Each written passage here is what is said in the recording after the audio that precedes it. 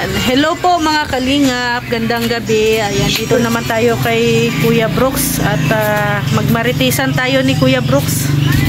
Tara, kausapin natin si Kuya Brooks. Ayan, Kuya Brooks. Grabe, naulan pa rin siya, naambon. Ha? Naambon. Naambon pa rin. Malakas ang ulan ay. Alam yun. Oo. Di pa natutulog ito. Di pa, gising pa. Gising na gising. Sorry. Ayan. Dito na kayo magkapunan, no? Ay, salamat Kuya Brooks. May dala kayong kanin, ano? Oo, meron. May ulam na yan. Oo. Okay, dito na kayo kumain at may ulam pa na kayong tanghalo. Oo. So, alam mo ba Kuya Brooks kung saan nagsimula yun? Alam ko lang kung saan nagsimula. May paring ano? May paring babi. Tapos napalo up ng isang reactor. Oo. Na hindi niya kalain na nagiging issue, viral doon. maging viral. At marami ng mga reactor na kino-content nyo. Dahil nasa kalingap sila. At gusto nilang i-content. Dapat ginunan mo sana. Yung mukha niya. Kaya nga eh. Kasi kami ako na mga agad yun. Yung itong tsura niya. O di yun. Hindi lang sa Pilipinas. Sa ibang bansa pa. At yung mga sumusuporta dyan, mabigatin din. Sa Bacolod lang yung mga supporters dyan ng dalit. Karamihan, mga teacher. Tapos yung mga nasa abroad. May mga professional o ano man. Basta halo-halo. At gusto nilang suportahan ng Medit dahil o Dandit dahil gusto nilang yung ano, yung tandem ng dalawa kasi meron silang natutunan sa mga salitaan nila, patuhan ng mga sinasabi nila. Nagustuhan nila yon dahil nga mature yung dalawa sa pananalita. Si Dan meron din sa edad niya, si Medit although siya 22 years old siya, pero panagsalita siya matured na din, tsaka marunong, matalino. Parang sila matalino, marunong sila kung paano dalhin pagdating sa teleserye, doon sa may nanonood at magiging kaaliwan sila. Tama, di ba? Yung panonood ng mga viewers na yan, natutuwa sila kasi may natutunan. Marami naman ako nababasa gano'n. Oo. Kaya minahal nila yung Dadit. Sana huwag padalos-dalos na bigla na lang mawawala. Walang dahilan. Para sa akin, hanggat maaari, stop muna yon. Huwag mo munang palakasin para sirain yung Dandit. Kasi nandiyan na yung nandiyan isang grupo eh. So ang the best niyan. Isang grupo na yan, isa sabi ko sa'yo, isang grupo na gustong pabaksakin. So, ano? Ha? Nagsusumbong ay. Ano? Ha? Alin? Ikaw din magpapa-interview? Ha? Ayan. Oo. Yun na nga yun. Sa napapansin ko lang, may isang grupo talaga na ayaw nila sa Medit. Medit na lang kasi pinipersonal nga si Medit eh. Na wala namang ginagawa yung tao o yung bata. Wala namang ginagawa.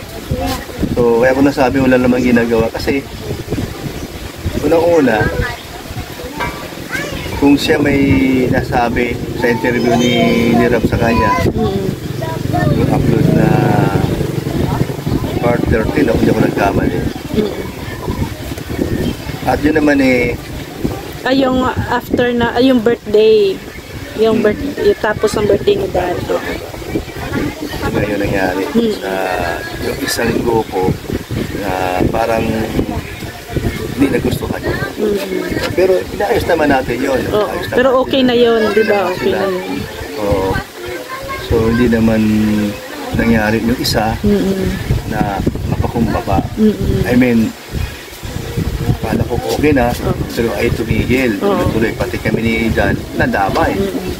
Mababasa naman sa pinupush nga niya yun. Pero hindi naman totoo sinasabi. Kaya naglabas ako ng one time doon sa huli kong live. Tungkol doon. Hindi totoo yun, sinasabi ko.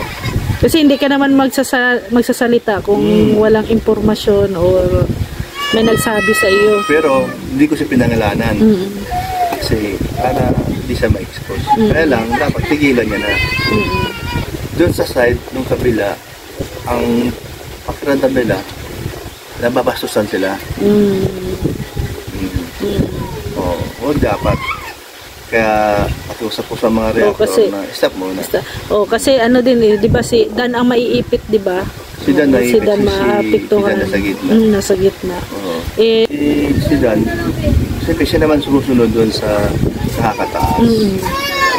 Kahit na pinsan niya si Rab, pero si Dan, yung respeto niya. Kaya ayaw niyang pangunahan kung ano yung gusto ni Rab o gagawin ni Rab para doon sa kanilang kilisere o ano man yung kasunod pa na gagawin. Susunod lang din siya. Ano na siya, gumagawa lang siya ng eksena doon sa mga vlog ni Rab dahil sa mayroon na tayong season 2, tuloy-tuloy yun. Patatag na lang siya. Tanggapin na lang yung mga umaybasar na siya. Kasi nadamay nga siya. Nadamay sa dahil wala siyang partner nung palaro na yan. Si Dan din, wala ding partner. Sila dalawa. Or talaga namang nandoon na rin, di ba? Pero wala ibig sabihin na pinapalaki na lang ng iba. So kay Medit, Kuya Brooks, ano ang payo mo din kay Medit? Si Medit, ano ko yan, kilala ko, parang nabasa ko lang ano, ugali niya matapang. Sige. Matapang siya, tapos marunong siya kung paano niya dalhin yun. Yun ang ano kay Medit. At saka malamang sa malamang yung mga nangyayari ngayon at may mga tumitira sa kanya, ano lang siya yung behave lang siya, hindi lang siya sumasagot. Pero yung mga binapato sa kanya, hindi naman totoo kasi nakausap ko na siya. Kagabi, kasama yung ibang sponsor niya. Siyempre, yung payo ko naman para sa kabubuti naman niya at kabubuti dun sa relasyon sa Kalingap at si director na si Rab niya. Pero wala na siya problema kay Dan. Kaya naman si Dan. Kaya baka nahihiya. Si Dan naman, ganoon din. Matured na rin yun. Hindi na rin siya magpapadala sa mga comment na nababasa niya. Sabi niya ni Dan, huwag nang pansinin, huwag nang pansinin. So, wala na. Kumo na lang sa dalawa. So, ano yung paninira ng mga baser? Hindi naman nawawala yun. Tuloy pa rin yan. Pero hayaan na lang natin sila.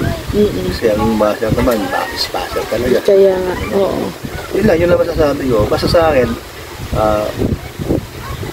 kung ano yung kapabuti doon sa Kalingap series na ginagawa ni Rab, tuloy lang. Huwag siya magpapadala din. Kaya sana nga, pag-usap ko sa mga reactor, hanggat maaari. Kung hindi nyo pa alam yung pagkatao ni Milit, tapos kayo pinitira nyo, kurente kayo. Ay, siyempre, front ako sa kanya dahil marunong sa magdala, kahit sabihin natin siya ay 30 lang. Pero, ando yung kanyang pagdala bilang isa doon sa partner niya na paano niya dalhin yun. Paano alagaan doon sa teleserye niya na magkaroon ng kilig. Tapos ako nga nung partner niya mag-14 ba? 14. Habang ako nanonood, pakiga ako doon. Ngiti ako ay. Kinilig ka rin. Talagang, ngiti ako, totoo yun. Sinabi ko sa live ko. Ibig sabihin, masarap pakinggan. Masarap silang tingnan, panuorin. So, punta ko sa kanya. Wala akong masabi kundi ituloy. Kaya nga ituloy. Ayan, dami ding nag-comment, Kuya Brooks, na if ever daw, itong love team ni Kalingap Dan magiging totohanan kagaya nila Rowel at Rachel? Ano ang masasabi mo doon? Depende yan sa kay Kalingap Dan. Kasi di naman hawak ang lang yung damdamin. Depende yan. Pero ang masasabi ko lang, si Kalingap Dan ay pihikan. Pihikan. Oh. Iklaro natin ha, pihikan. Kaya ko pwede sabihin na 100% o 90%. Abangan na lang. Basta, baka na lang pagdating ng araw na siya ay mag-aasawa na kung sino. Hindi, girlfriend mo na. Hindi, yun na ngayon. Diretso ko na lang. Diretso mo na. Kung mag-aasawa na, sino kaya? Hindi ko alam eh. Kasi nga si Kalingap Dan ay pihikan. Pihikan. At di mo pwede pamunahan. Kasi siyempre... Ngayon, kung sakali mang meron siyang karelasyon, kung sino man yun, or itong kanyang love team, kung ma-develop siya, diba? Kasi yung masasabi, kung ma-develop siya dahil marami nasabi na si Millie ay madiskarte, masipag, magaling sa business, magaling kumawak ng negosyo, business-minded, o ano pa man yung mga plano niya para magiging success pagdating ng araw na magkapamilya siya. Sabi nga, magsisisi ang lalaki pag siya ang napangasawa. Diba? Pero ang mga lalaki naman, iba-iba na naman ang pananaw sa buhay. So, kaya sabi ko lang, si Dan ay pihikan. Pihikan. Kaya abangan na lang po ninyo. Kaya at least alam na ng mga viewers, supporters na si Dan ay pihikan. Hindi ako nakikialam sa buhay ni Kalingap Dan. Pagdating sa love life. Love life, Pangalawa, ito ngayong kanilang love team nila, para sa akin, okay naman. Suporta ka lang. Ngayon, si Kalingap Dan pa rin masusunod. Meron tayong nakikita at nababasa dahil sa mainit na ito nga, Dan Joy. So, para sa akin, hanggat maaari, ihinto na lang. Kasi meron pa tayong danjit eh. Ihinto pag-usapan. Muna, tsaka na lang. Kung ano man ang plano ni Rab. Sarap naman nakakalam doon. Tama. Alam kung ano yung kanyang kaya nga. After nila Palawan, So, kasi sige, ngayon wala silang shooting dahil nandun si Millie sa Iloilo, Bacolod, tapos saan man. aalis din sila Dan susunod na araw. So, baka nga pag-alis sila, wala pa si Millie. So, ibig kong sabihin, hindi nagkakaroon ng magandang schedule. Kaya walang shooting at walang actor. Yan, no? So, yan naman masasabi ko. Yan. Salamat, Kuya Brooks. Basta ako suporta sa Dan. Dahil tuloy-tuloy naman ang pinisira nila.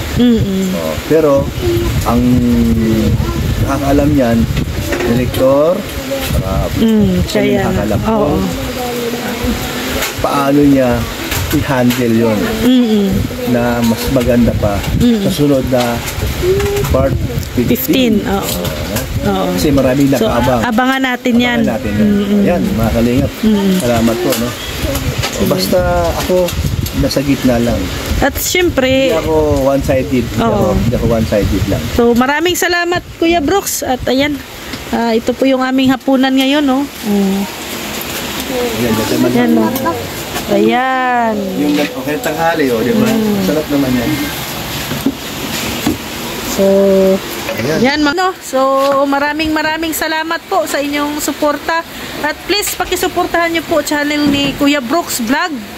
Ayan. At syempre, si Kalingap Dan. And also, wag niyo din pong kalimutan Kuya Bal, si Kuya Bal Santos Matubang, Atina Vlogs, Kalingap Rab, Rowel Palalag, Rachel Morales, ayan, Kalingap Awi, Kalingap Jonah, Kalingap Jonah, Ambassador Ga. Ayan. So, maraming salamat. Kalingap Macau. So, maraming salamat. God bless sa ating lahat. Thank you, mga Kalingap. Bye-bye po.